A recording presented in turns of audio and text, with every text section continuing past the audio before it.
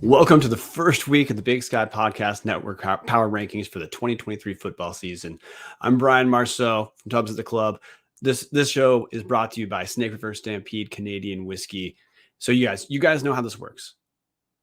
Tubs at the Club pulls a bunch of Big Sky Podcast Network contributors, a bunch of beat writers, and a bunch of people relatively in the know with Big Sky football. We take the sum of all of those pulls. That becomes our power ranking. Then we discuss. I'm not too worried about fretting about the numbers. Mark Triple-Piece in the comment section, hitting on what I needed to address. Thank you, Mark. Mark says had some tonight. I should bring this up real quick just for everyone who's hopping on live. So pulling the curtain behind away real quick. Sunday is the toughest night for me to actually make this, but it's the only night. And yes, I know it's Monday, but typically we record these Sundays. So you're going to see a time posted for when the show goes live. Please treat that as a suggested time. I hop on to record this when I can make it work. Typically, I'm probably going to throw the time on at like 10 p.m. and then just jump on when I can. It's going to be pretty rare for me to get started before 9 or 9:30 is honestly like the bare bones earliest I'll probably ever get these started. But look, that's enough.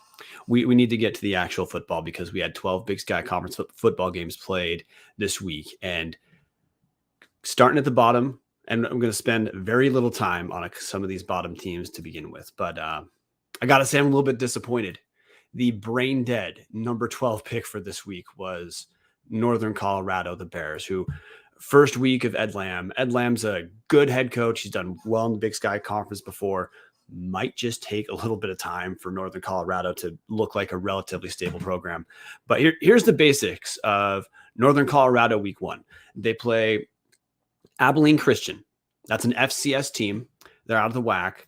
The WAC is a less competitive conference than the Big Sky, but Abilene Christian finished 7-4 last season, 6-4 in FCS play.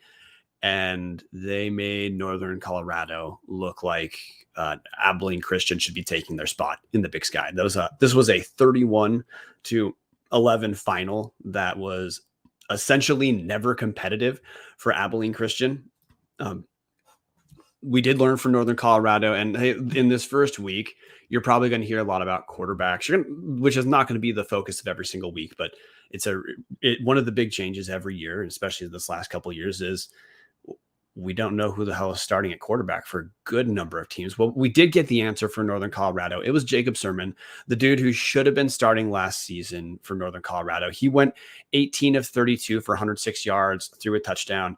Leading rusher for Northern Colorado was David Afari, 11 carries, 56 yards.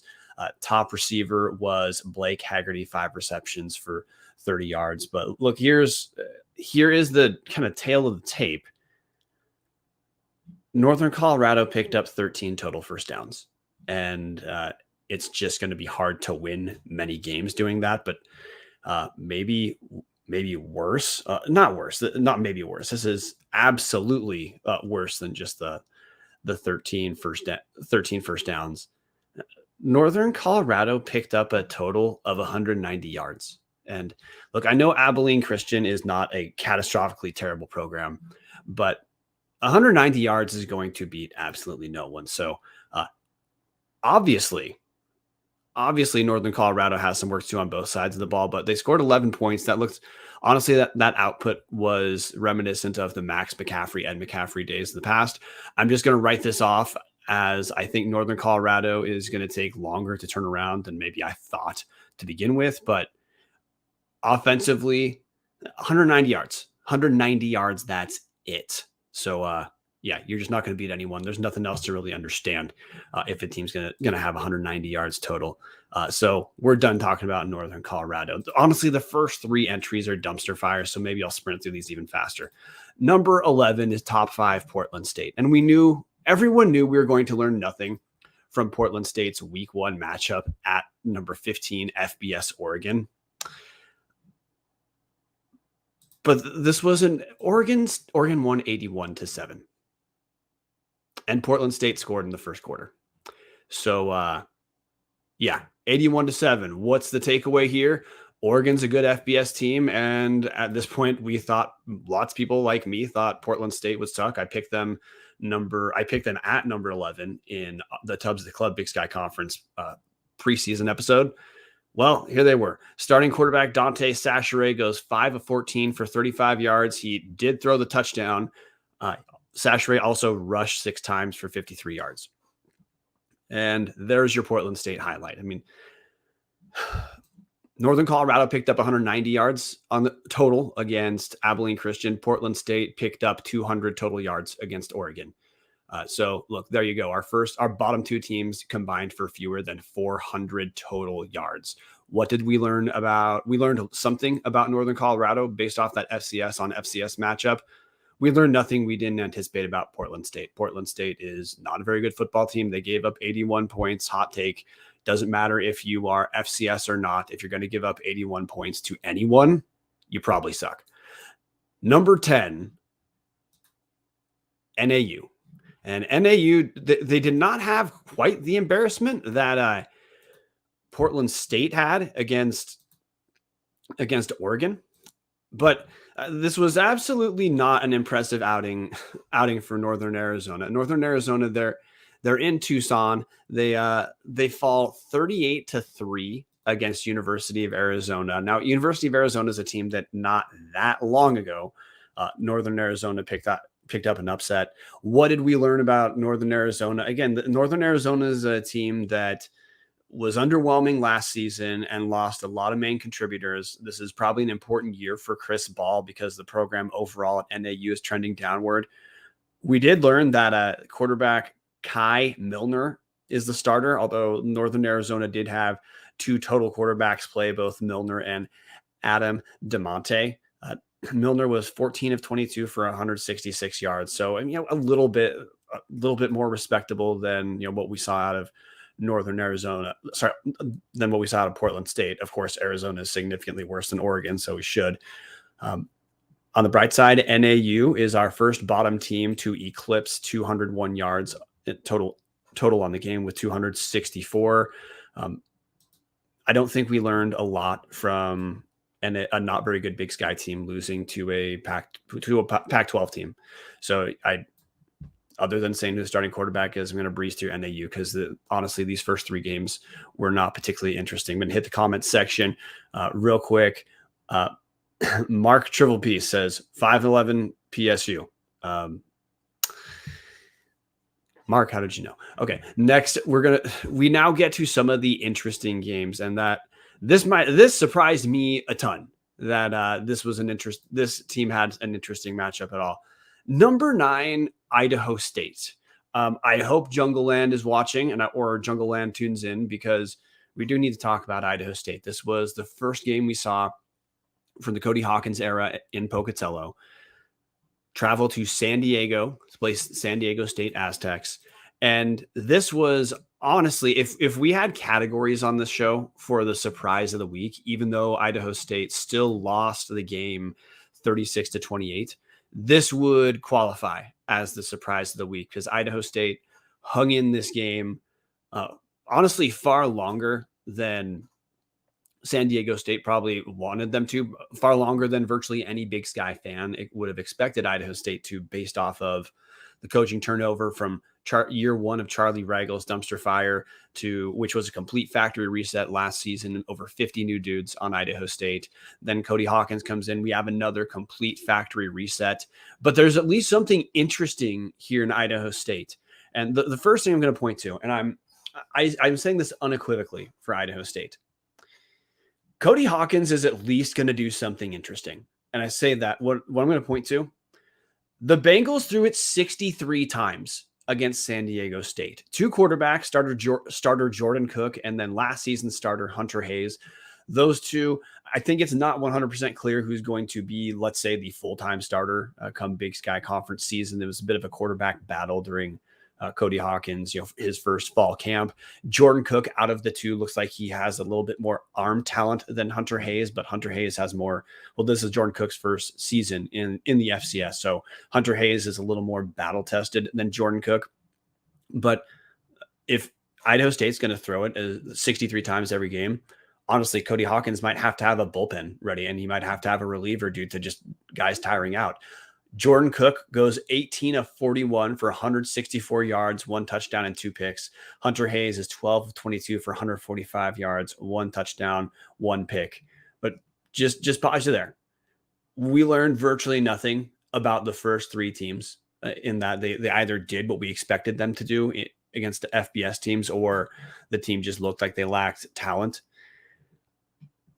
Idaho State, we now have a relatively good idea of what Cody Hawkins is going to do, which is Idaho State's going to spread the field and do what they can to pick things apart. I mean, look at the rushing totals as a comparison.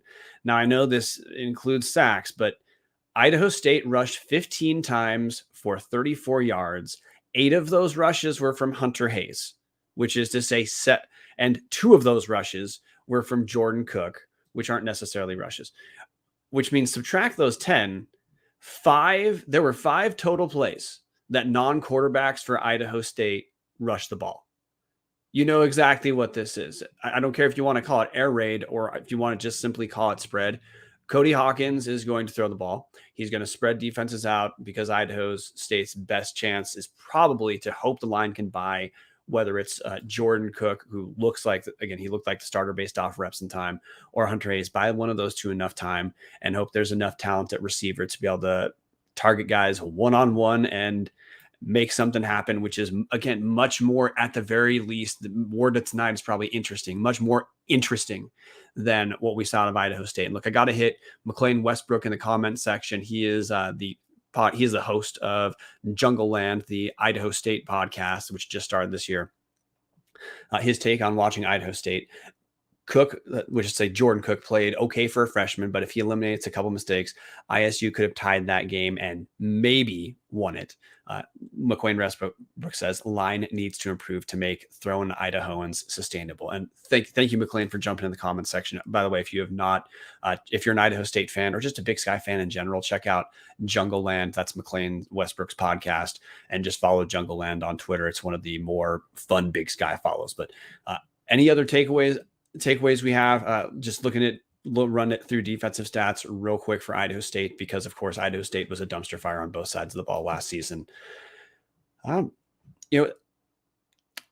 gave up 389 total yards.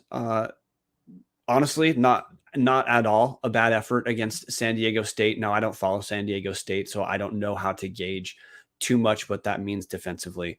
But what I can tell you is, for at least a week, Idaho State has something fun going on. And if they're going to throw that many times, I probably have to shout out a couple wide receivers for Idaho State. Chedden James leads the Bengals with 7 receptions for 66 yards and a touchdown. Also, Christian Fredrickson adds 5 catches for 63 yards and a touchdown. Cyrus Wallace with 5 catches for 50 yards. There were 4 receivers for Idaho State who had 4 catches or more. So that's what we have for Idaho State. Next, coming in at number 8, this is another team that at the very least is now interesting, Cal Poly. Now, Cal Poly, we may have learned a little bit more about Cal Poly overall than Idaho State, based off Cal Poly having an FCS on FCS game. The Mustangs hosted San Diego at San Luis Obispo, won 27-10, but I got to tell you, this is a misleading 27-10. I honestly think Cal Poly could have won this game by about 40. There were a handful of breaks that went against Cal Poly. Some, the self-inflicted gunshot wounds you expect of a lower tier team, but some just the simple bad luck that every team catches. The biggest story out of this game is Sam Heward is starting at quarterback for Cal Poly. He goes 24 of 42 for 326 yards, 1 touchdown, 1 pick, hitting those stats with an asterisk. Cal Poly receivers also dropped a couple huge passes from Heward, one of which was a touchdown that, had that been caught, there would not have been the play for Heward to throw his interception. But my takeaway from watching Sam Heward play, Sam Heward is the most talented quarterback in the Big Sky, but Sam Heward will not be the best quarterback in the Big Sky this season. The guy has incredible arm talent. You completely understand why Sam Heward was at one point a blue chip recruit. This is not a Dylan McCaffrey situation at Northern Colorado. where you could watch Dylan McCaffrey last season for 4 minutes and know this dude should never have been at a Power 5 school.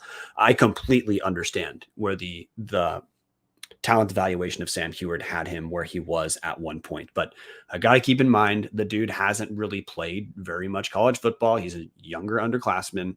So he's going to have some learning curves in the game management itself. He's probably going to have some judgment call moments. And if Paul Wolf is going to let the dude throw 42 times in a game, well, that's just a lot of repetitions. You know, there's going to be some miscues at some point.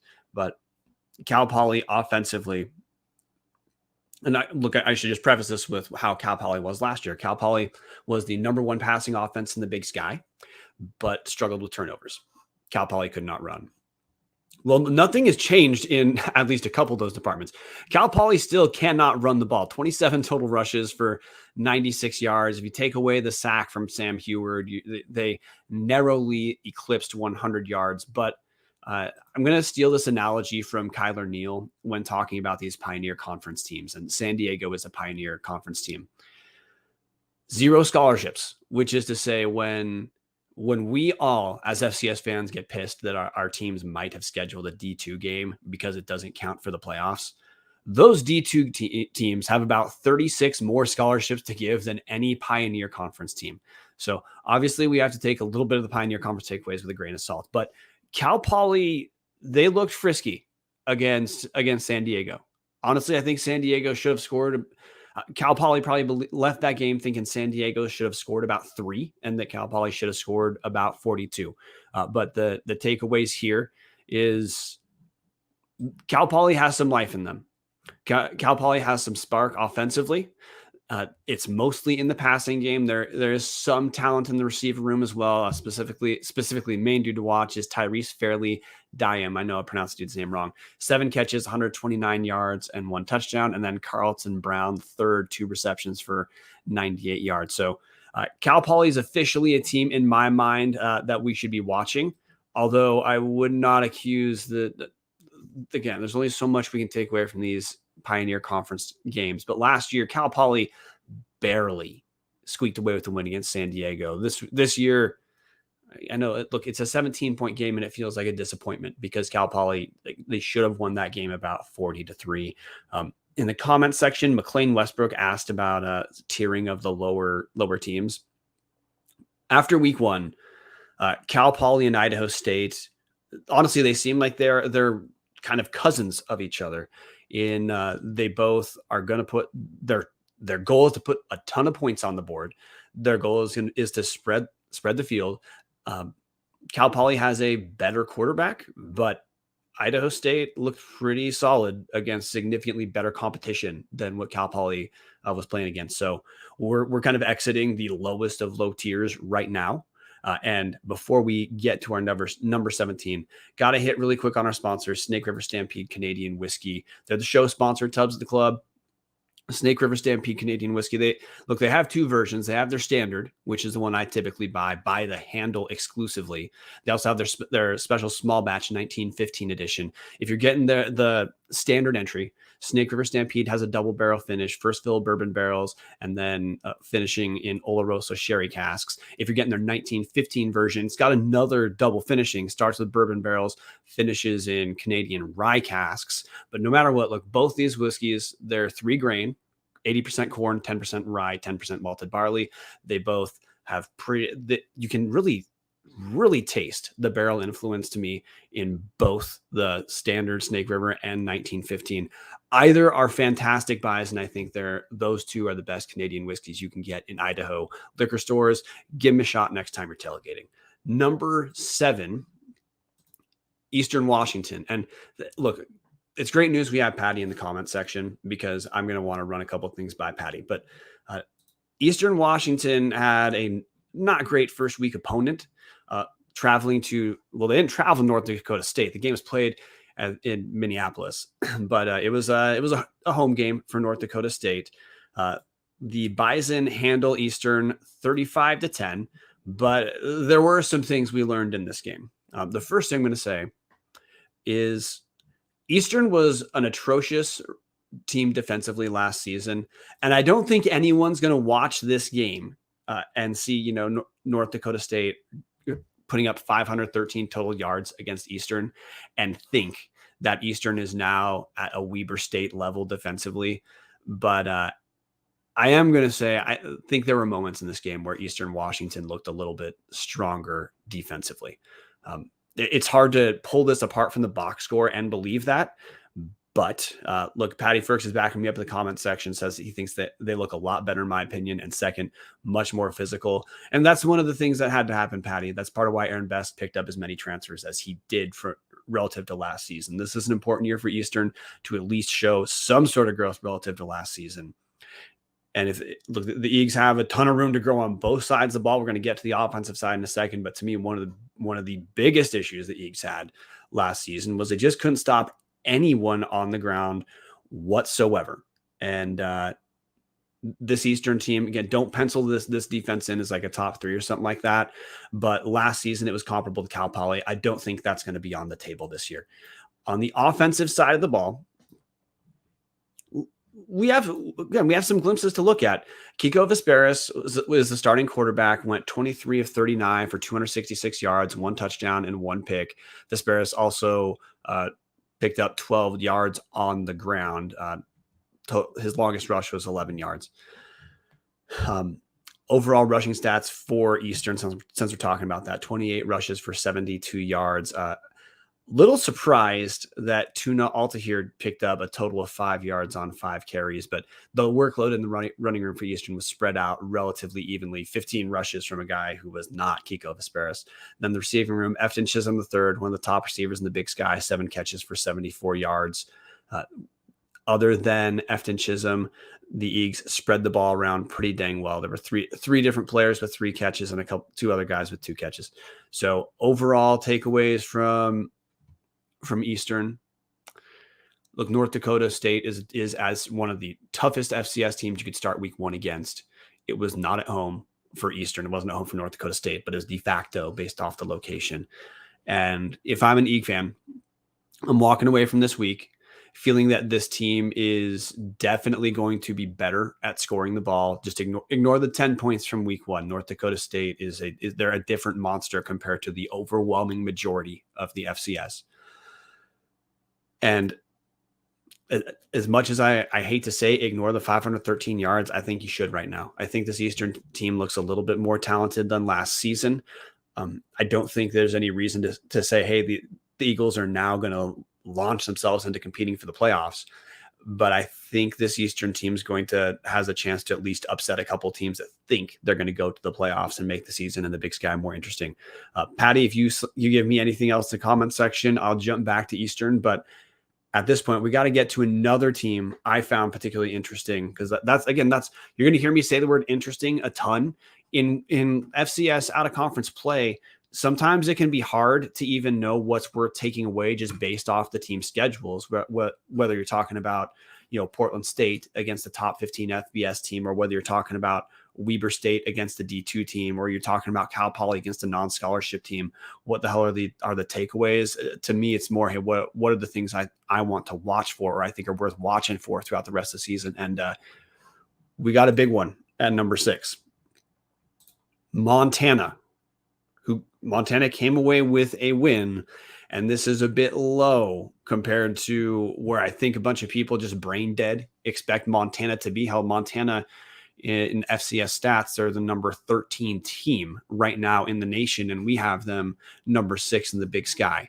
Now, there's certainly a glass half full, glass half empty way to look at Montana's first week win hosting Butler. The final score was 35-20. So Montana, the game was never really in doubt, but the actual game flow of this was much closer for Montana than honestly it probably should have been. So the big takeaways here. First, Sam Vidlak is a starting quarterback for Montana. He's transferred in from Boise State, where he had previously transferred from Oregon State. And after watching Vidlak, the dude has an arm. Montana's going to be, to me, significantly better at quarterback this season than they were last season. But Vidlak hasn't played that much. He's, I believe, a sophomore after having transferred a few times. So the dude's going to have a learning curve for sure. Definitely had some miscues in that 15 to 25, had some misfires. Also the 2 picks. Now, one of the picks was not exactly his fault. There was a teeny bit behind the receiver, but his receiver dropped the pass, then scooped it up to a Butler defender. Kind of bad luck. Partially, the throw needs to be a little bit better, but I'm not really going to hang that interception on Vidlak too much. Other takeaway is Brent Peace looks like he has a little bit of leeway with play calling that Bobby Hauck did not allow Tim Rosenbaugh to have last season, especially if you watch in the first half. Montana was a lot more aggressive throwing the ball than they had been last season, which I think that's overall a positive thing because Montana has some talented skill position players, guys like Junior Bergen, who had 4 catches for 72 yards, guys like Keelan White and Aaron Fontes, both of those guys with 4 catches each, the sum total for Fontes and White just under 100 yards. But Montana has skill position players, and they have a running back who, honestly, all preseason projections had no idea who was going to be starting for Montana at running back. Well, Eli Gilman led the team with 19 carries for 119 yards and a touchdown. In the comment section, Max Antouche saying Montana was unimpressive. Competitive game with the Pioneer League team at Wagra Matt. Okay, now that's where I'm going to have to hit the glass half empty. Look, the glass half full is that Montana defensively is still fast. They look like offensively they want to be more dynamic than last season, and that was a real question of if Hauck was going to go in that direction. But why was Max right calling this game unimpressive? Well, one, Montana's offensive line looks terrible, and I mean that unequivocally. The Grizz have a lot of returning linemen, a lot of experience coming back, and you could not watch this game and think Montana's going to be able to run against good to okay Big Sky teams the way Bobby Hauck is going to want to. And second, I thought the weakness for Montana defensively was going to be in the secondary because of how much was lost both to graduation and transfers. It's essentially a complete tabula rasa of quarterbacks and safeties. Not quite, but pretty dang close. What looked weakest to me watching Montana was their D-line. I did not see any of really much of the penetration that I'm used to seeing out of Bobby Hauck defenses. And though this team certainly has speed, this isn't what you'd call a bad defensive team. When Montana's been good since Bobby Hauck came back, they've at least had facets of their defense that looked elite compared to the rest of the Big Sky. And that to me was kind of the big asterisk. Was this just week one? I don't know, not getting up for Butler, or is Montana, are they just not going to be quite as tough as a Bobby Hauck team this far into Bobby Hauck's second round in Montana would be expected to be? Other just part that's hard to talk about Montana is it's very hard to divorce Montana while talking without discussing the expectation of the fan base. And I'm just going to divorce it. That watching this game, Montana looked like they could be a pretty good Big Sky team, maybe fringe playoff. But this is certainly not a team that's going to win a conference championship. If you're a Grizz fan and you want to know what to hang your hat on, it's the fact that there's a ton of speed on the defense. Bobby Hauck looks sharper special teams than he did last season. Also, like, hey, Montana State got a first down on a fake punt. Kicker looks like he's got quite a bit of leg as well. And the fact that they have a quarterback who's got an arm, he's going to make mistakes, but he's a guy who can make plays with his arm. You have to expect Montana's going to look stronger through the air than last season, but I don't disagree with Max at all. This was a little bit of a meh win if you're a Grizz fan, but the whole reason it's meh is because the discussion about Montana, because of Bobby Hauck, always circles to, hey, are they going to compete for a championship or not?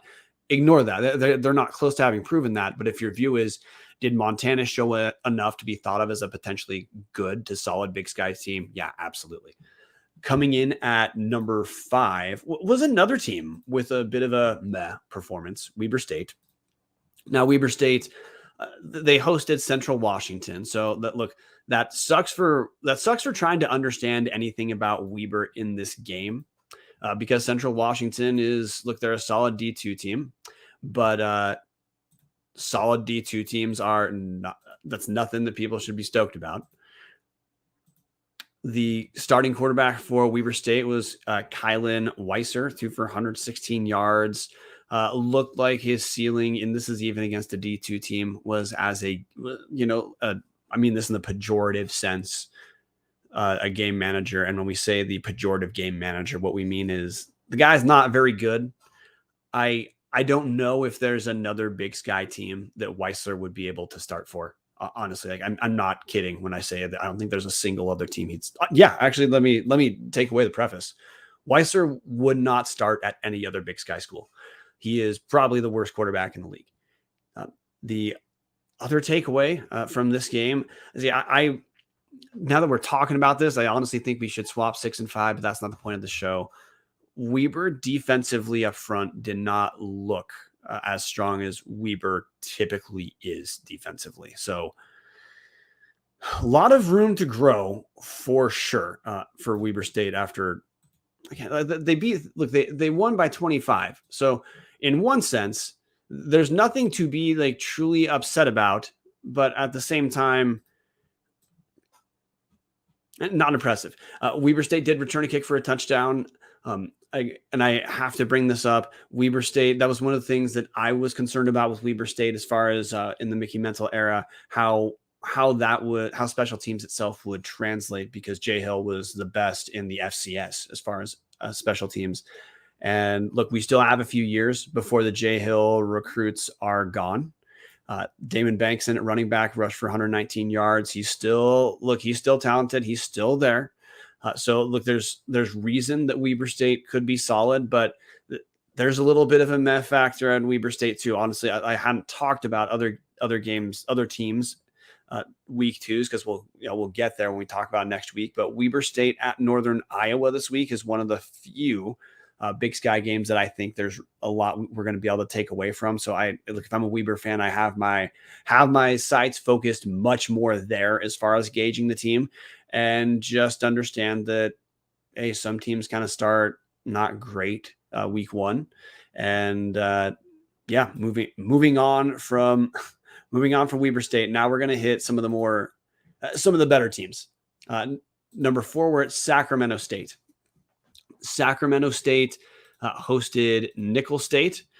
And now this was a game that I think, look, this is another glass half full, glass half empty game.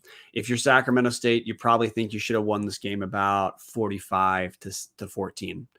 But we did learn a bit about Sacramento State. Question 1 for Sacramento State in year 1 of Andy Thompson: what's going to happen at quarterback? Both quarterbacks in the dual quarterback system for Sac graduated last season.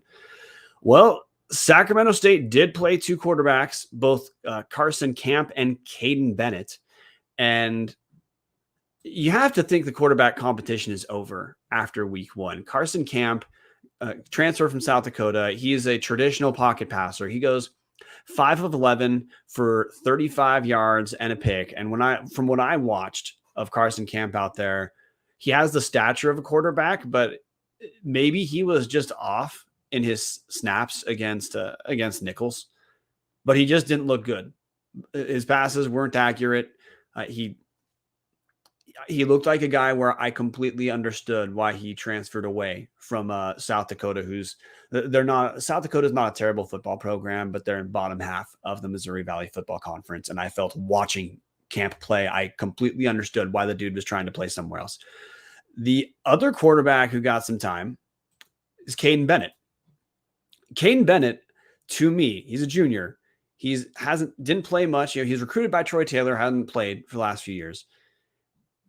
He just looks like the guy. He looked like he could pass better than Camp, and Caden Bennett can run. So as far as passing, Bennett goes 11 to 16 for 221 yards and 2 touchdowns.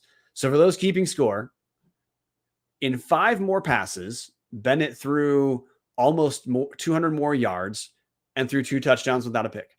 Bennett also rushed 10 times for 38 yards and a touchdown. Also on the ground, another question is, hey, Cameron Scadaboo's gone. Can Marcus Fulcher be a every down back? Well, Fulcher 19 carries for 71 yards. The average isn't great, but picked up 2 touchdowns as well. But I will say Fulcher's longest rush was 14. So his production was pretty steady overall in the receiving room. Marshall Martin tight end, All-American tight end, only 1 catch for 5 yards. The ball was spread around pretty good. It doesn't look like there's an identified go-to receiver yet. No receiver for Sacramento State came away with more than 3 catches. And in just looking at the overall flow of this game, look, Sacramento State's up 17-3 at half, and then it's just a tie game in the second half. So Sacramento State outgained Nichols 441 yards to 293. That's part of why I said I think Sacramento State probably feels like they should have won this game in a blowout.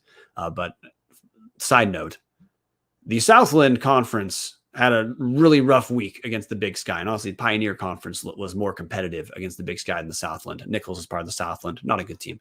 But Sacramento State, after 1 week, looks like a lot of what Dallas had talked about on the show with Sacramento State. Offensive line coming back, some skill position talent coming back.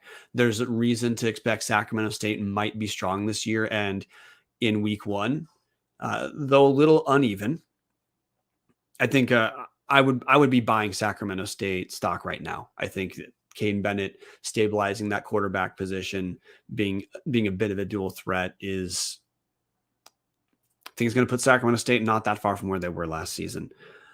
Number 3, UC Davis. And got to hit the comment section. Hey, Dane Moon saying UC Davis 3, Montana State 2, and Idaho 1. Not that far off, Dane. You're pretty dang close. You at least got number 3. So UC Davis hosts Texas A&M Commerce, their Southland team, and UC Davis absolutely murders Texas A&M Commerce 48-10. Quarterback Miles Hastings, one of the best returning quarterbacks in the Big Sky, goes 22-30 for 239 yards, 1 touchdown, did throw 2 picks. But the coming out party was Lan Larison, who he's the guy who's he's running back number 1. He's replacing Alonzo Gilliam, and that's Alonzo Gilliam was one of the most productive backs in the history of the Big Sky Conference. So what Dan Hawkins had coming up next was a reasonable question, and Lan Larison has had to wait quite a while to get his turn. Larison's an upperclassman. He's a junior, but keep in mind he's a COVID junior. Also, if you're an Idaho dude, Larison's from Caldwell, Idaho. Larison on the ground, 16 carries for 109 yards and 3 touchdowns. Also 1 catch for 5 yards. Another name to pay attention to on UC Davis that you're just going to see him. Sorry, before I move on from Larison. Larison also has a little bit of Zach Borish in him for Idaho fans, as in he's a slash type of player. He's going to catch at least a pass. He's going to get some rushes, and he's a guy who can throw the ball too. Larison goes 1 of 1 for 11 yards in the passing game. Another name to pay attention to for as far as a guy who's going to touch the ball all over the field is Trent Tompkins. Rushed 2 times for 17 yards, but also had 6 catches for 61 yards. So on the whole, UC Davis dominated this game from start to finish. It was 31-3 at halftime. Davis gained 529 yards total while surrendering 285 yards. The narrative for UC Davis this season is that missing the playoffs last season was just a result of shitty luck of losing a few single scored games to some very good football teams. Got teams like national champion South Dakota State.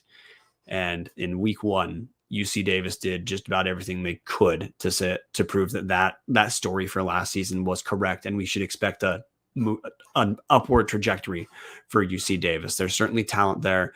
Coaching staff is stable. They've got one of the better quarterbacks in the league. I'm not ready to say who the best quarterback is because if you look at guys like Giovanni McCoy in Idaho, Miles Hastings at UC Davis, talked about Sam Heward already. There's the guys all do different things well. And I honestly think those 3 guys are just all on the right teams for what they do. But I wouldn't call Miles Hastings the best quarterback, but he's certainly top 3 or 4 in this league. Very solid guy. Just had a rougher week, but it's not going to matter if you have guys like Lan Larison producing all over the place. Number 2. And look, before I talk about Idaho, I just have to remind everyone, one of the other show sponsors we have, Hughes River Expedition, because that's a Vandal owned and operated company. Look, if you're interested at all in guided rafting trips, you have to get a hold of Colin at Hughes River Expedition. Their trips are all inclusive. So truly, you just get yourself there. Everything else is taken care of. Hughes River is your answer if you want to do a kind of a corporate or like a team building type of retreat where the group itself is going to be larger. Hughes River is your answer if you're just a family and you want to join in on a trip with and have the time of your life, seeing nature in a way that you are not going to otherwise, and doing it with some fun people who know exactly what they're talking about. So look, if this is something you're interested in, and you absolutely should be, you got to get a hold of Colin Hughes at Hughes River Expedition. Call him now at 800-262-1882 or check him out at hughesriver.com. Idaho. Yeah, Idaho's another team that looked very good week one. Look, Idaho played on Thursday, traveled to Beaumont, Texas. This is the last of our Big Sky on Southland violence of this week. And Idaho beat Lamar 42-17. This game could easily have been 77-0. Idaho's first string defense gave up 3 total points. That was it. Idaho also really, really tucked in and ran for the overwhelming majority of the second half to just put this game away. It was 28-0 at half. It was 35-3 at one point. So look, this easily could have been this game could have looked like Oregon and Portland State, honestly. Giovanni McCoy goes 14 of 19 for 164 yards, 2 touchdowns and 1 pick. The story of the game is Big Sky Offensive Player of the Week, Hayden Hatton, catches 6 passes for 86 yards and 2 touchdowns. He also throws a 45-yard touchdown pass as well. So that's Hatton account for 3 touchdowns. Also, the part of why I brought the asterisk up on this game, if Idaho could have won by as much as they wanted to, Hatton caught 4 balls on the first drive and then 2 the rest of the game. That was not because Hayden Hatton was not open. Idaho chose to spread the ball around. But truly, if Idaho felt they needed to turn this game into an old school Vernon Adams to Cooper Kupp type of game where Hatton's getting 15 catches, easily that could have happened against Lamar. Anthony Woods also had a pretty damn productive day, 13 rushes for 138 yards and 2 touchdowns, including a long rush of 93 yards. So throw that asterisk there. That did really buttress his total rushing yards. But look, if you're talking about Idaho not doing so well in this game, you're nitpicking, because Idaho was supposed to beat the shit out of a team like Lamar, and they did. Another question you might have for Idaho is how look, if Idaho's wanting to finish in the top 2 or in the top 3 of the Big Sky, they're going to have to make some progress defensively and the progress on the offensive line. So early takeaways are Idaho's secondary looks as probably honestly better to me, or at worst as good as the team looked last season when Idaho led the Big Sky in interceptions. I also think Idaho looked better on the defensive line. Jakari Larmond is a name Big Sky fans better get used to, number 92. He's going to be disruptive in a lot of Big Sky conference games. Idaho lacked a little bit of size on their defensive line last season, and Larmond is the answer to that size. Not only is he big, he's good, and he's fast. Truly, Big Sky fans get used to hearing the name Jakari Larmond. Also, Idaho looked essentially completely new linebacking core. Hard to gauge against Lamar what their production meant, but overall, Idaho's defense looked pretty dang fast. So the young linebackers were not an issue against Lamar. So look, Idaho checked the boxes they need to check. One thing to keep in mind with Idaho, this is easily the team with the best receiving group in the nation. Therese Trainer, he's the number 3 receiver for Idaho. He had 2 catches for 35 yards. He's a former 13 All Big Sky receiver before Jason Eck came over. Jermaine Jackson, who also returns kicks and punts, had 2 catches for 23 total yards, but he also produces in special teams as well. Idaho is absolutely loaded with weapons, and I think one of the challenges for Jason Eck this season is going to be balancing how do you use Hayden Hatton to – you can exploit Hayden Hatton against virtually anyone. There's no one in the Big Sky is going to be able to stop him, but there's other mouths to feed Jason Eck also has been pretty damn dynamic with the offense he engineers at Idaho. So how Idaho spreads the ball when they have the best receiver in the nation, but then also a few of the better receivers in the league is a real question. But my belief about Idaho headed into the season is offensively, they're going to be able to do essentially whatever they wanted. We saw that today.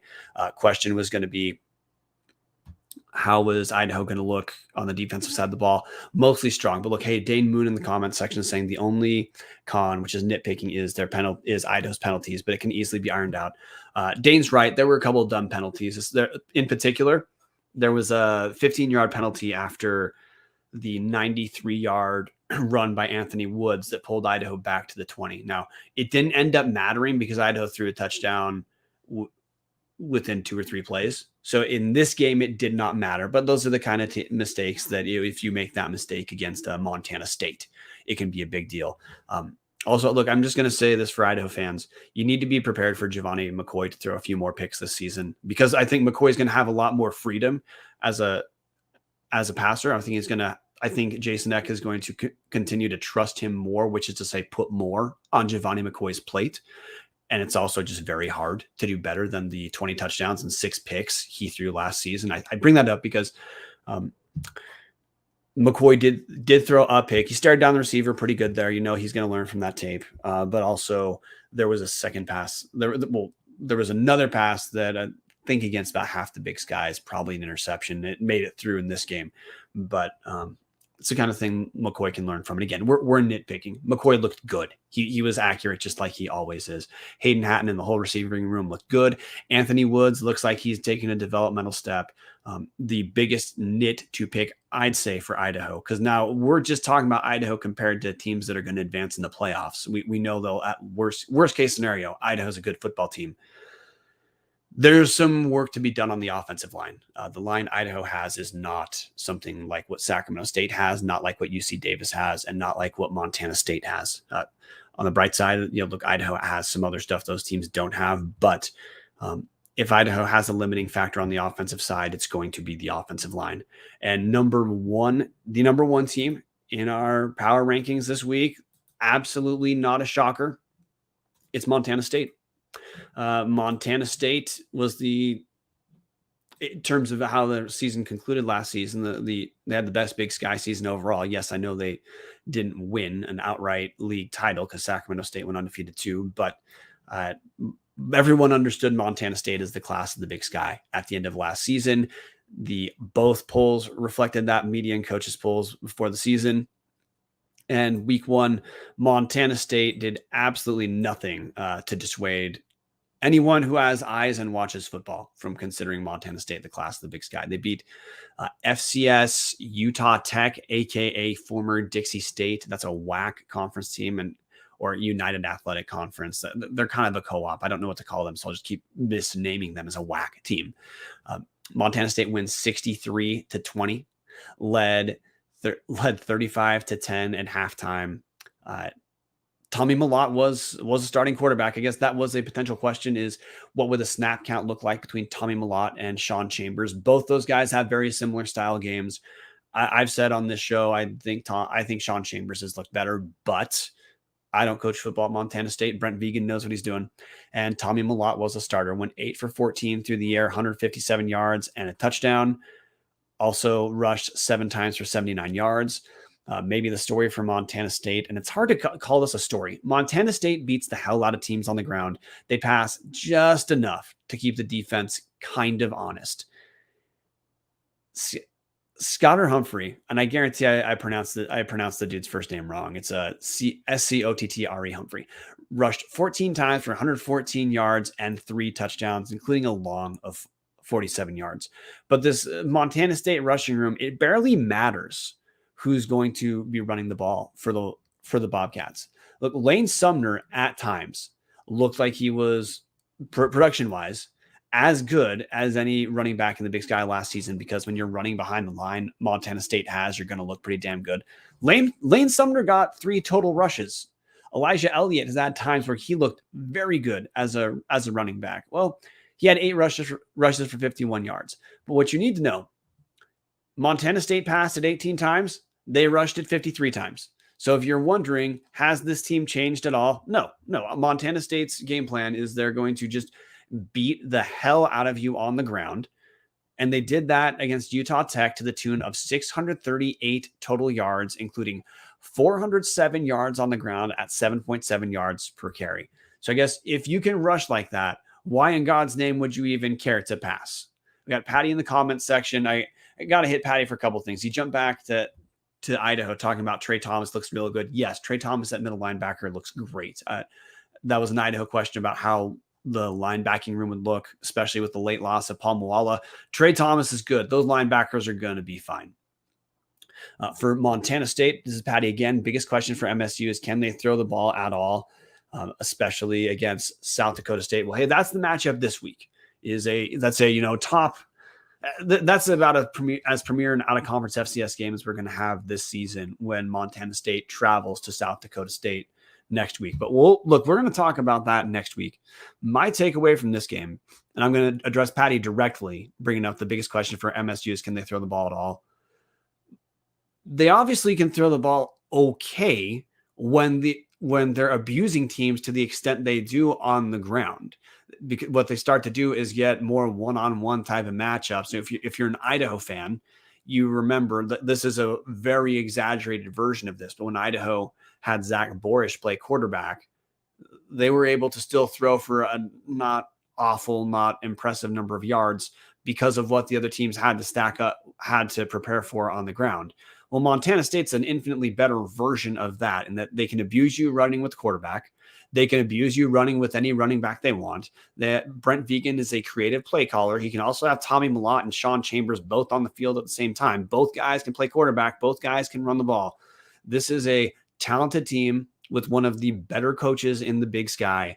There are very few teams where Montana State's inability to throw the ball relative to Tommy Mellott's not the passer Sam Heward is. He's not the passer Giovanni McCoy is. He's not the passer that Caden Bennett at Sacramento State is. He's not the passer that, honestly, I don't think he's a top half of the league passer, but he's in the exact situation he needs to be in. And Montana State, for relative to virtually all but like 5 teams in the nation, they get what they need to offensively. So whether they throw the ball much at all is largely irrelevant. So this episode has been brought to you guys by Snake River Stampede Canadian Whiskey. Everyone who stayed on, thank you for helping out in the comments section. We'll be on next week on Sunday. I pushed it back Monday because I was out of town. And this, like I said, to start the show, this is kind of the power rankings are kind of my personal passion project, and they fit where they can fit in relative to a ton of other stuff. But thank you guys for hanging out. Just understand in future episodes for all my live viewers that the time published is going to be suggested. But look, we got some real questions for next week as far as what we're going to learn from other teams, just scanning through the Big Sky Conference schedule for week 2.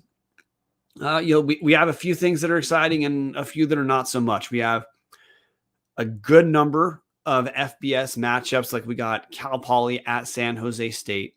We've got Portland State at Wyoming. Those are FBS matchups. We got Northern Arizona at North Dakota.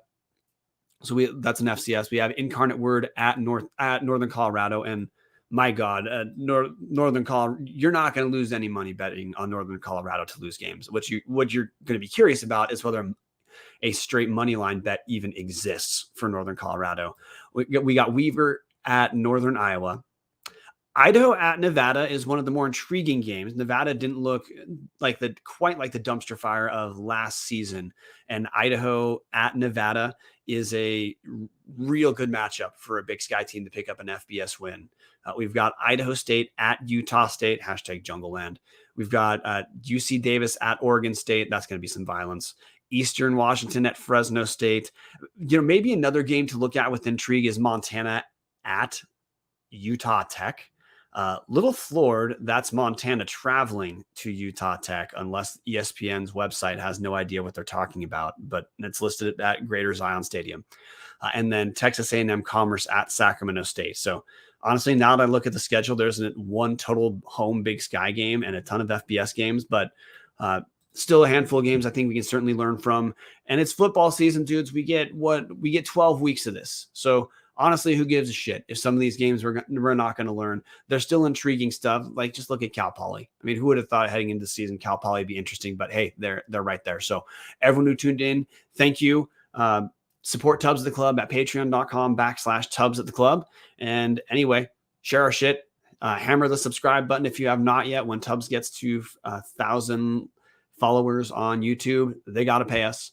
Thank you for coming, and we will see you next week. Or if you're a Tubbs listener, we will see you tomorrow when the whole crew, including myself, previews the Idaho Nevada game. And with that, I'm going to send it off to a certain former producer's music, playing away. Go Vandals.